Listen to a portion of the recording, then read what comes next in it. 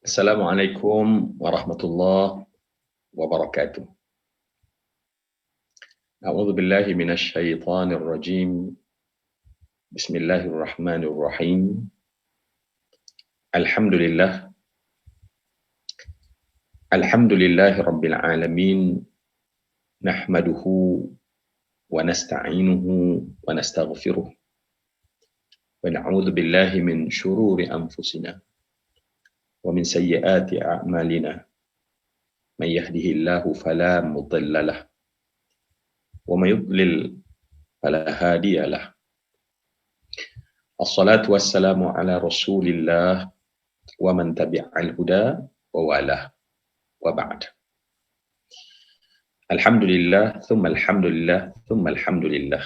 Ya, kepada Allah, marilah sama-sama kita rafakkan kesyukuran yang tidak terhingga kerana ahyana ba'da ma amatana, menghidupkan kita setelah dirasakan kepada kita pengalaman kematian. Wa ilahin nusyur, dan kita tahu bahawa kita semua akan nanti pulang kembali kepada Allah Subhanahu wa taala. Puji-pujian bukan sekadar kerana kita hidup, tetapi asbahna, kami berpagi-pagi atau menjadikan kami ini mukminina billah, dalam keadaan hati kami beriman kepada pemilik sekalian alam. Dan puji-pujian bukan hanya sekadar kita ini menjadi seorang yang beriman kepada Allah Subhanahu wa taala, tetapi Allah telah taufikkan kepada kita semua untuk kita memulakan hari kita dengan sesuatu yang Allah nyatakan bahawa zikra tanfa'ul mu'minin. Peringatan itu sangat bermanfaat bagi orang-orang yang ada iman dalam hati-hati mereka.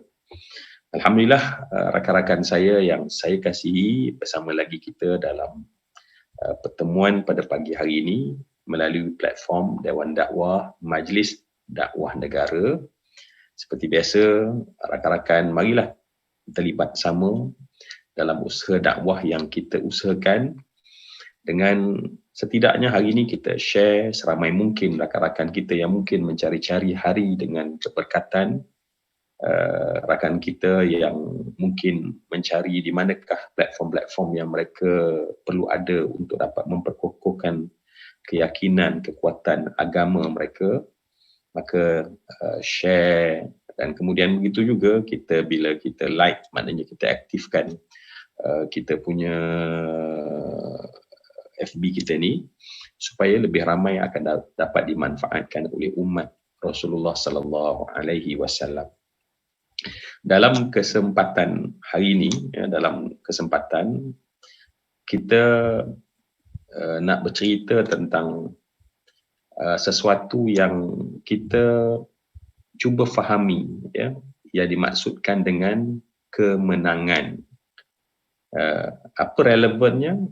Kerana kita selalu percaya bahawa bulan Syawal ataupun Aidul Fitri adalah luahan kepada kemenangan.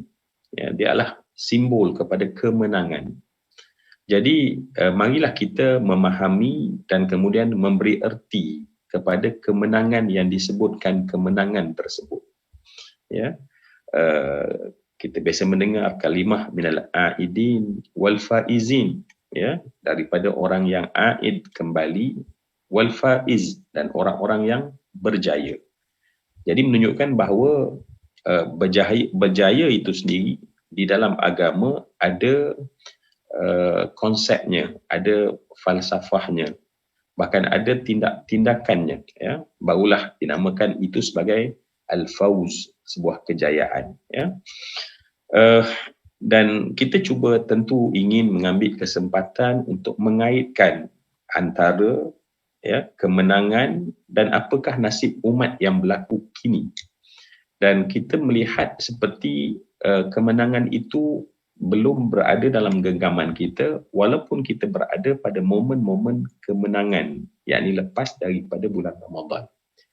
Baik, inilah yang kita nak bincangkan, dan kita harap walaupun kita tidak dapat merubah apapun kepada manusia lain ataupun jiwa apapun di luar sana, tetapi sepaling tidak dia dapat memberi satu kefahaman kepada kita semua sebagai umat Rasulullah sallallahu alaihi wasallam secara individu, dan kefahaman tersebut kita cuba untuk menjadikan dia sebagai sebuah perkara yang akan difahami oleh seramai orang Islam.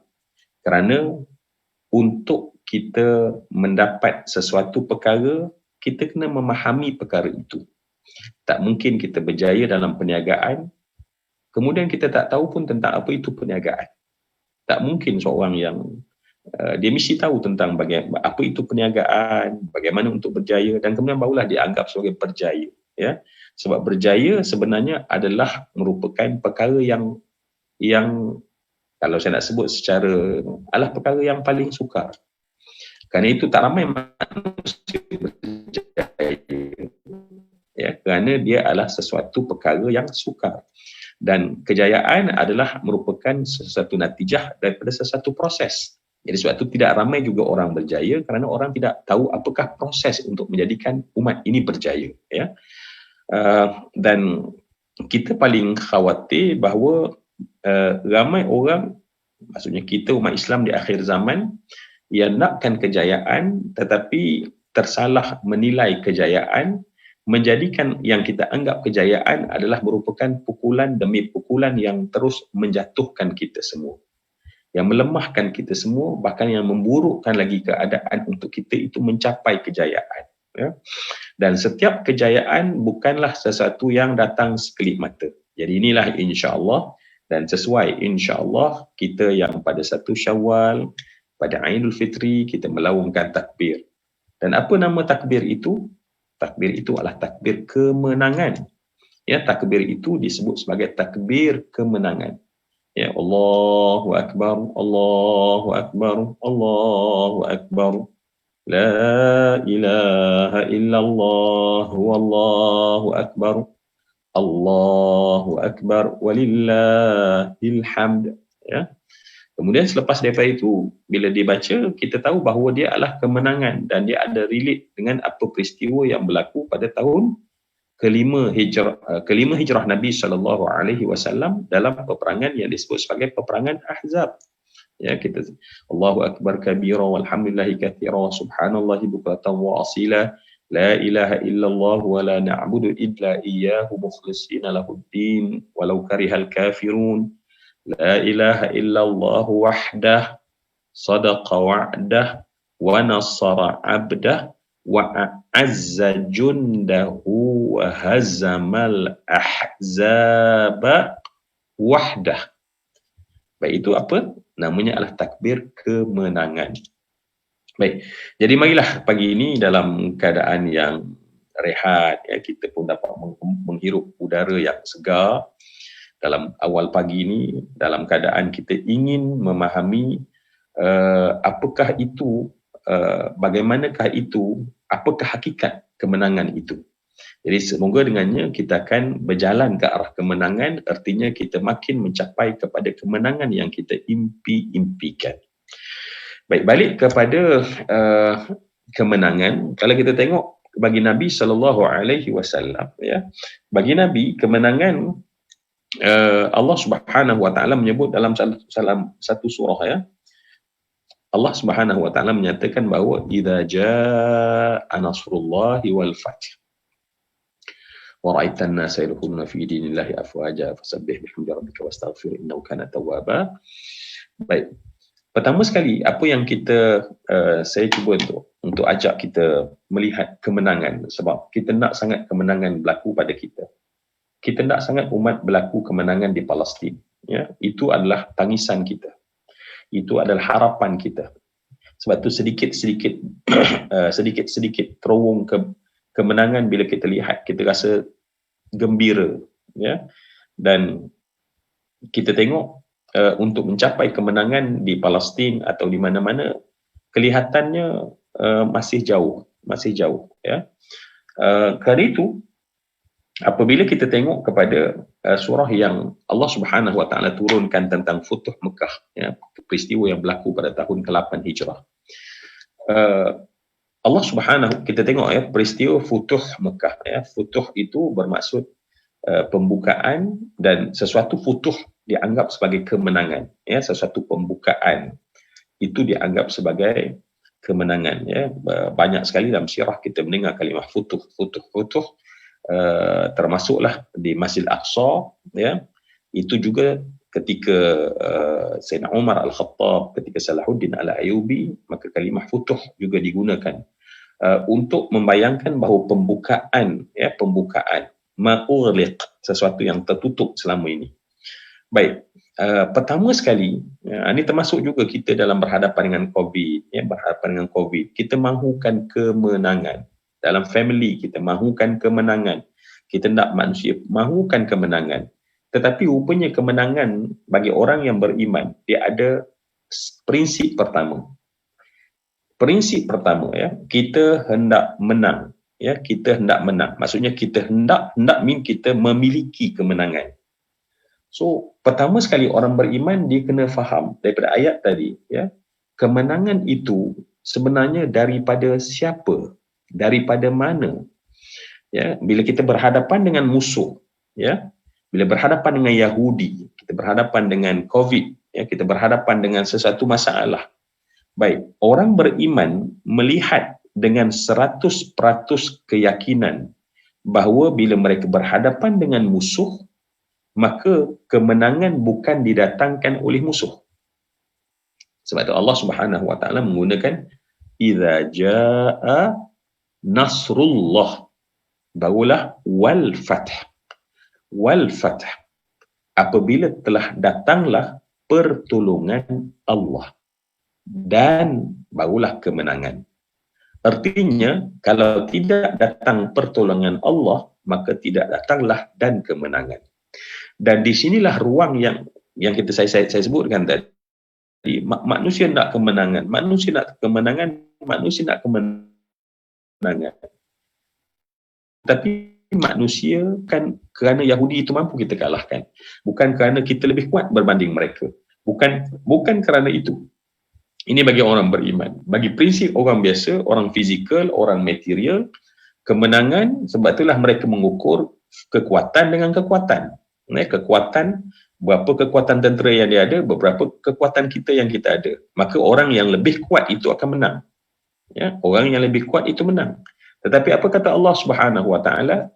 Kam min fi'atin qalilatin ghalabat fi'atan katsiratan biiznillah. Jadi kita tahu bahawa berapa banyak kata Allah Subhanahu wa taala, kam min fi'atin qalilatin, kumpulan yang kecil mengalahkan, kam min fi'atin qalilatin ghalabat, mengalahkan fi'atan, kelompok yang besar. Syaratnya mana? Biiznillah, dengan izin Allah.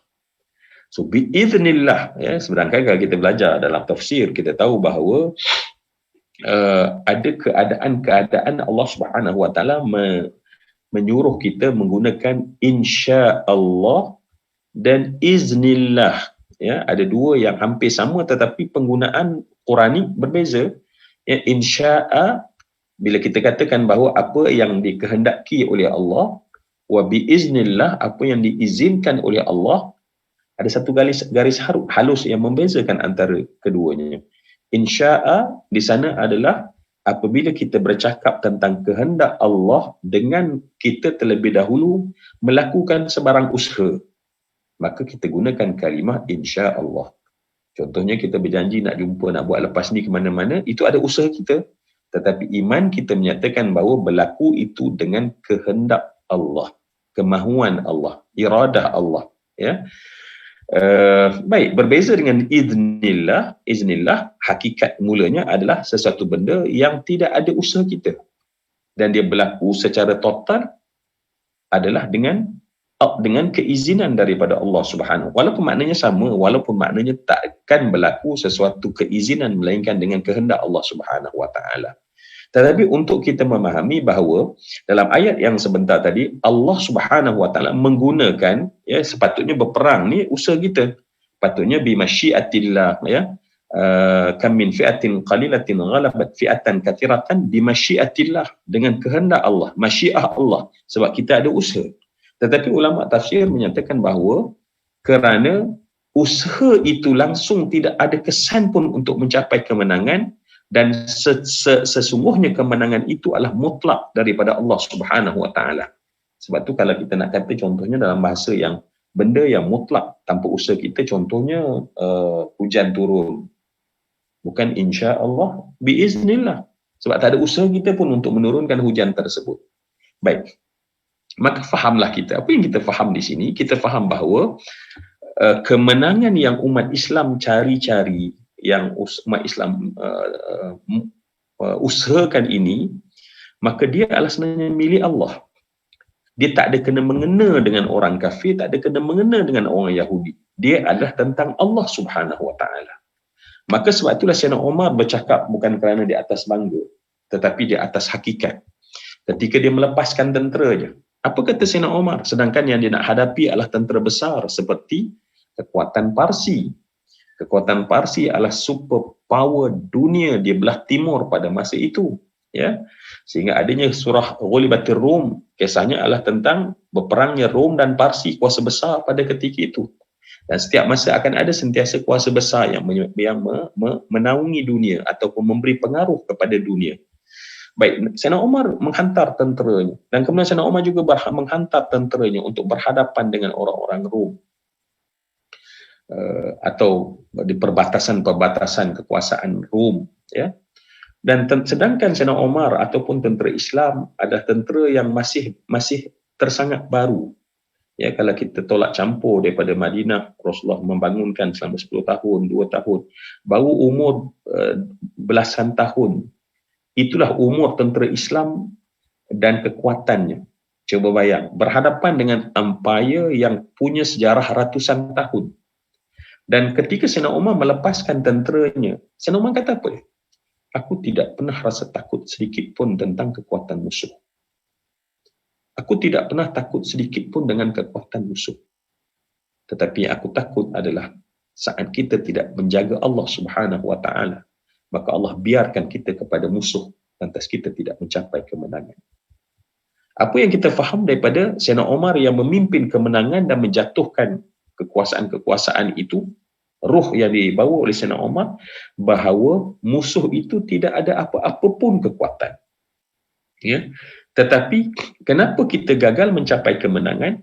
Sebab kita tidak benar-benar kembali kepada Allah untuk mendapat, untuk claim kemenangan tersebut. Sekali lagi saya katakan bahawa sebab itu Allah Subhanahu wa taala menyebutkan idza jaa nasrullah wal fath.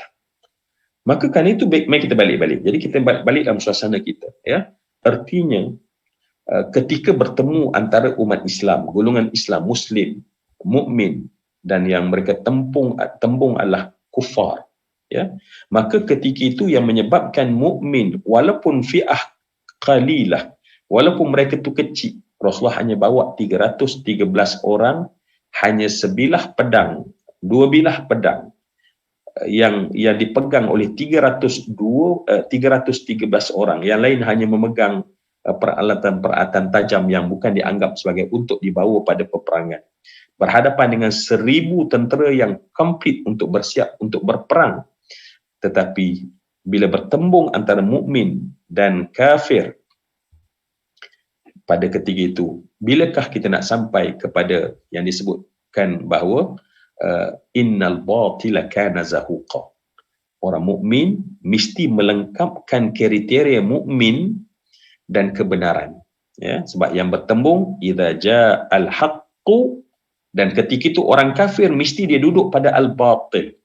Maknanya orang mukmin kena menempatkan diri mereka itu pada golongan al-haqq, ya, al-haqq, dan kemudian orang kafir dia berada pada golongan batil.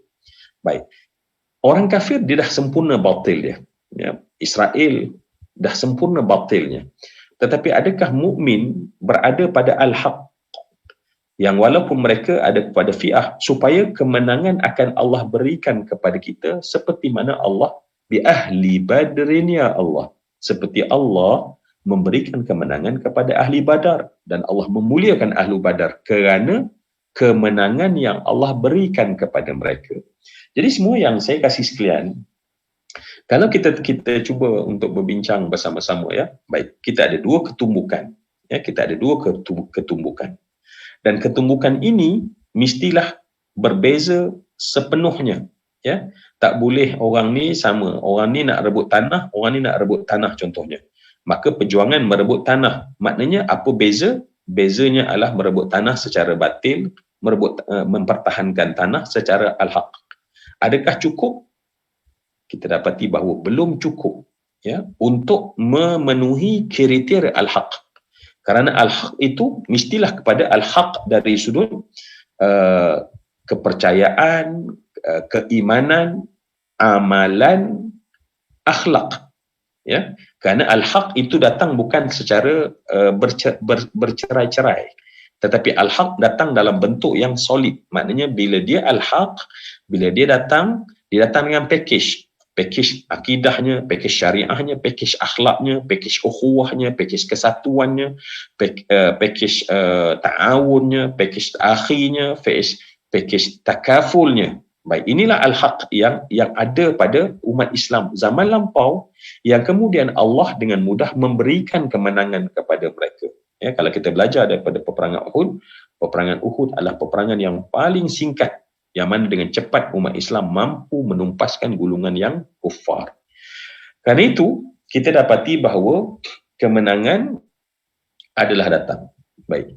Dan kita nak relate dengan kita keluar daripada suasana semasa, kita balik kepada kita daripada bulan Syawal dan Aidul Fitri yang kita takbirkan dari Allahu Akbar, Allahu Akbar. Dan kita tahu bahawa takbir adalah Allah menyebutkan bahawa setelah Allah beri perintah berpuasa, kemudian Allah menyebutkan walitukabbirullah ala ma hadakum, ya, walitukabbirullah ala ma hadakum, bagi kalian bertakbir kepada Allah, ya, bertakbir, maka datanglah takbir hari raya yang kita sebutkan, ya. Dan takbir itu ada pada hari raya tahun kedua hijrah, yang mana Nabi SAW bertakbir apabila habis hari raya, habis bulan Syawal, pada satu hari raya, pada malam hari raya Aidul Fitri, maka Nabi bertakbir pada ketika itu, ya.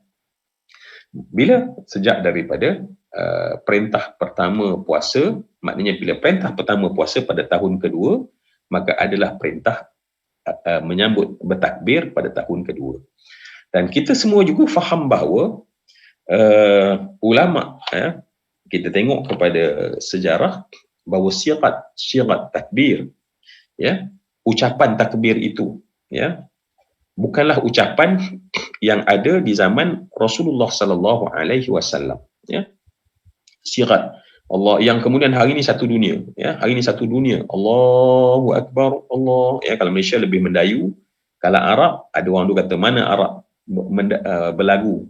Kalau kita pergi Arab, kita akan tahu sekarang, ya, kita pergi Mekah, kita tengok, ya, bagaimana mereka takbir Allahu Akbar, Allahu Akbar, Allahu Akbar. Oh, Melayu dia panjang sikit lah, orang kita lah maksudnya di Nusantara, Allahu Akbar, Allah, kan? Tetapi di sana pun ada juga ritme dia, ada ritma dia, ya. Maknanya bukanlah Allahu Akbar, Allahu Akbar, Allahu Akbar, walillahil hamd, ya. Allahu Akbar kabira. Baik, kita dapati bahawa syirat takbir ini ialah satu syirat yang kemudian yang hari ini dipakai di seluruh dunia. Allahu Akbar kabira walhamdulillahi katsiran wa subhanallahi bukratan wa asila, la ilaha illallah wa la na'budu illa iyyahu mukhlishina lahud-din walau karihal kafirun, la ilaha illallah wahdah sadaqa wa'dah wa nasara 'abdah wa 'azza jundahu wa hazamal ahzaba wahdah, la ilaha illallah wallahu akbar, Allahu akbar walillahil hamd. Baik, syirat tersebut adalah satu syirat yang disampaikan oleh oleh Imam Syafi'i, ya, Imam Syafi'i yang menyusun syirat takbir yang ada pada hari ini, ya. Dan kenapa? Sebab tidak ada satu bentuk syirat yang tetap, dan para sahabat bertakbir, ya, bertakbir di zaman Nabi, bertakbir dengan takbir yang penting takbir walitukabbirullah, adanya perintah umum tentang takbir. Jadi di zaman dahulu mereka bertakbir dengan syirat yang menunjukkan takbir kepada Allah. Maka sebab itu ulama kemudian tidak ada yang membantah pun sampai kepada hari ini. Bahkan mereka-mereka yang kata tak boleh ada syirat selain daripada syirat Rasulullah juga bertakbir Allahu Akbar yang kita takbirkan itu. Bukan itu isunya, ya. Isu yang kita nak ceritakan ialah takbir, ya, tentang takbir, apapun syiratnya, maksudnya apapun cara sebut takbir itu, yang penting di dalam batas takbir, ya, dalam batas takbir. Dan takbir adalah luahan kepada kita menyatakan bahawa kita mencapai kemenangan. Dan sebab itulah bila digunakan lafaz syirat tentang kemenangan kita ketika di medan Ahzab, ya. Allahu Akbar, saya ulang balik tadi, ya. La ilaha illallah, yang katakan bahawa la ilaha illallah wahdah sadaqa wa'dah, benarlah janji Allah. Apa maksudnya? Janji Allah bahawa apabila bertemu dua kelompok beriman dan al-haq, mereka itulah janji Allah. Ya, apa janji Allah? Bukan janji Allah orang kafir mesti kuat macam tu, kita kena kuat fizikal macam tu, ya. Of course kita perlu menyiapkan kekuatan. Mastata'tum, Allah kata semampu kamu. Itu maknanya pasti, bukannya kita mengambil pula ayat ini, ayat kena tengok dengan keseluruhan ayat, ya. Tetapi keyakinan umat tidak boleh bergantung kepada ikhtiar yang maksimum yang diberikan.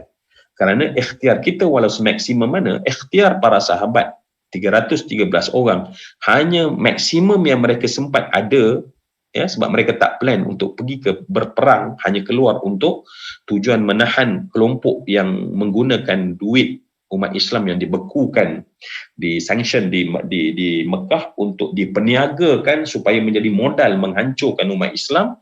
Maka keluar untuk menahan kumpulan itu.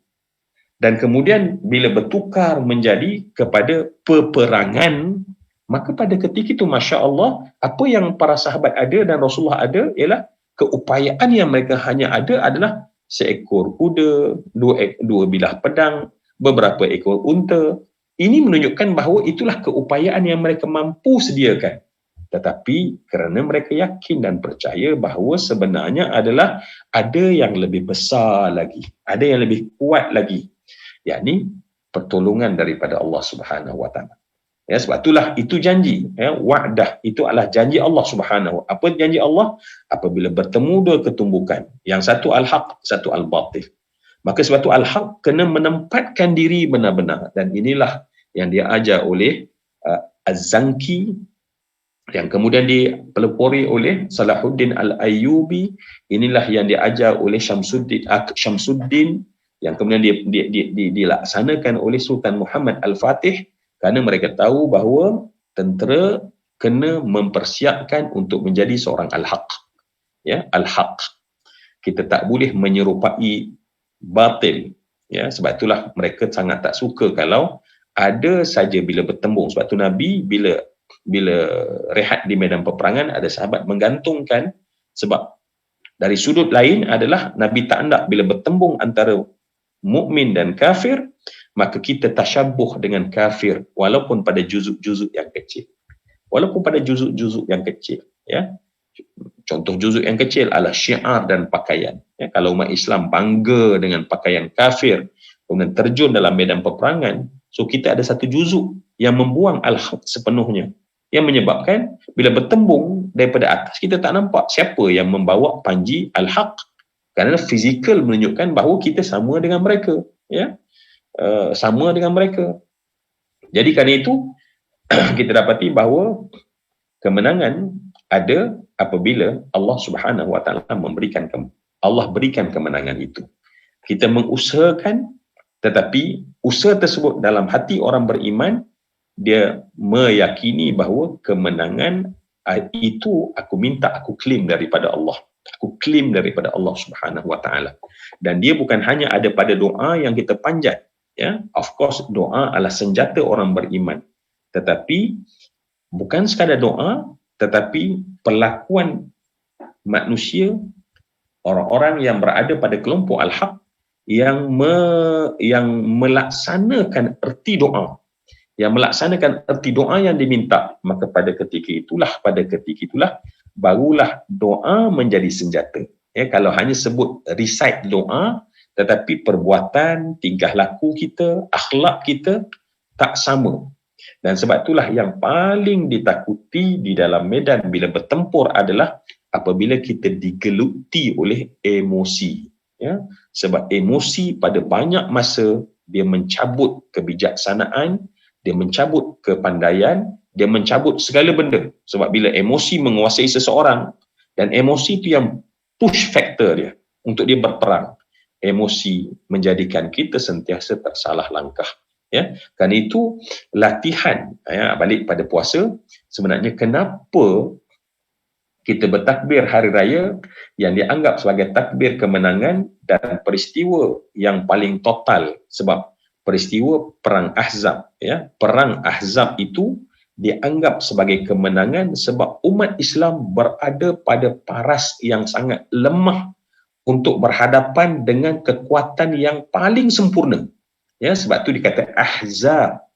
Ya, sebab bukan kalau selama ini orang Quraisy datang dalam medan Badar, peperangannya besar. Tetapi kenapa signifikan takbir hari raya refer kepada kemenangan pada peperangan Ahzab ataupun peperangan Khandaq? Kerana peperangan Badar, Islam hanya berhadapan dengan kebatilan yang dibawa oleh orang-orang Quraisy. Itu saja, ya. Batil kerana berhadapan dengan orang Quraisy.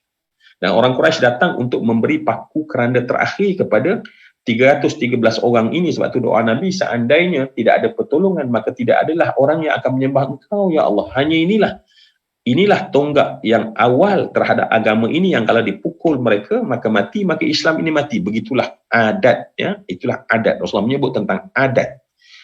Baik. Kerana itu peperangan Khandaq berbeza kerana di Ahzab Ahzab adalah allies, sekutu. Ya. Ahzab adalah daripada hizib, ya.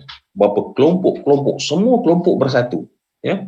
Dan bukan sekadar kelompok yang berada di luar kota Madinah, tetapi yang di dalam kota Madinah. Jadi cuba bayang, ya, seluruh kelompok ini bersatu berhadapan dengan tentera Islam yang sangat berada pada paras yang paling bawah. Tetapi kemudian apa yang berlaku? Kerana mereka mempertahankan al-haq dan Allah memberikan kemenangan, maka lantas walau seramai mana sekutu tersebut, walau sekuat mana kekuatan tentera tersebut, mereka tetap akan kalah.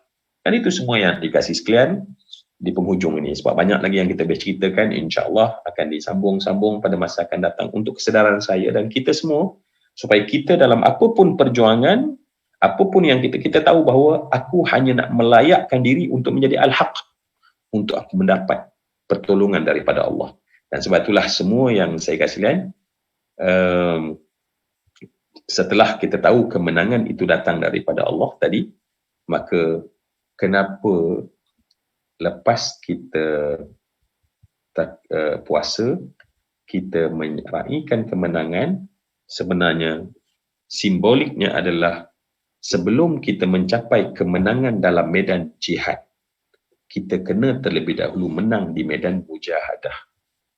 Untuk kita mencapai pertolongan Allah, untuk kita dapat pertolongan daripada Allah, maka terlebih dahulu kita kena menang dalam mujahadah. Ramadan adalah bulan mujahadah yang melatih umat Islam supaya membuang segala mazmumah, berperang dengan mazmumah, mencantas mazmumah, membom mazmumah yang ada dalam hati sendiri.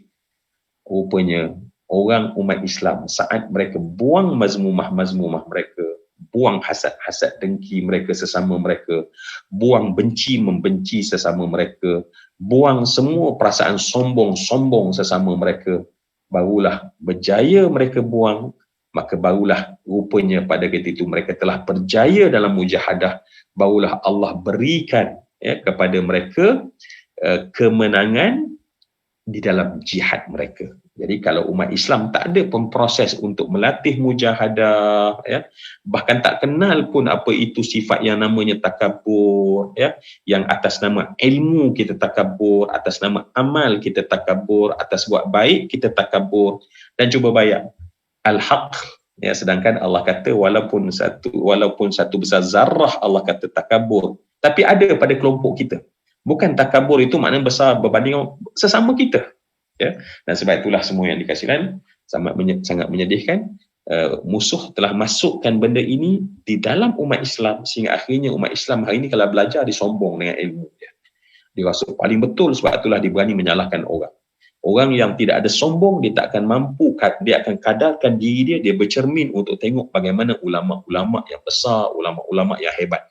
Tetapi bila sombong, maka semua perkara tersebut, sebab sombong ini dia lebih buruk daripada emosi, ya. Sebab mazmumah dia lebih keji daripada emosi. Kalau emosi saja pun akan membawa kita kepada kehancuran, mazmumah beribu kali ganda meletakkan manusia pada kehancuran. Jadi sebab tu semoga kita dapat memahami mesej daripada Allah bahawa kemenangan kamu hanya apabila kamu menang dalam mujahadah kamu. Maka proses mujahadah itu kena dibawa dalam diri umat. Dan sepatutnya puasa menghadiahkan kita, dan kalau dia tidak dapat, marilah kita terus untuk mujahadah, dan kita tidak akan digeluti oleh emosi, kerana emosi akan membodohkan kita, menyalahkan langkah kita, dan apatah lagi mazmumah yang ada dalam hati kita, sombong, bongkak, riak dan segala macam. Itulah perkara-perkara yang akan melemahkan umat Islam, yang menjadikan Allah masih belum memberikan kepada umat Islam an-nasru minallah. Semoga pertemuan kita pada pagi hari ini setidaknya ada sesuatu yang boleh menyebabkan kita berfikir dan kemudian kita merasai untuk kita dapat sama-sama terus melalui jalan ke arah kemenangan, insya-Allah. Kita doakan rakan-rakan kita, saudara kita di Palestin, agar Allah berikan mereka kekuatan masuk ke dalam al-haq dan Allah berikan kemenangan kepada mereka, dan kita yang berada di Malaysia berhadapan dengan apa pun cabaran, melengkapkan diri dengan al-haq, barulah Allah memberikan kemenangan kepada kita. Maaf daripada saya. Terima kasih kepada semua yang berada pada platform Dewan Dakwah Majlis Dakwah Negara. Jangan lupa untuk terus sebarkan tentang apa yang ada dalam Dewan Dakwah Majlis Dakwah Negara. Semoga ianya menjadi sebahagian daripada usaha kecil kita dalam membina al-haq dalam jiwa umat ini. Aqulu qawli hadha wa astaghfirullah al-azim li wa lakum lisairil muslimin. Assalamualaikum warahmatullahi wabarakatuh.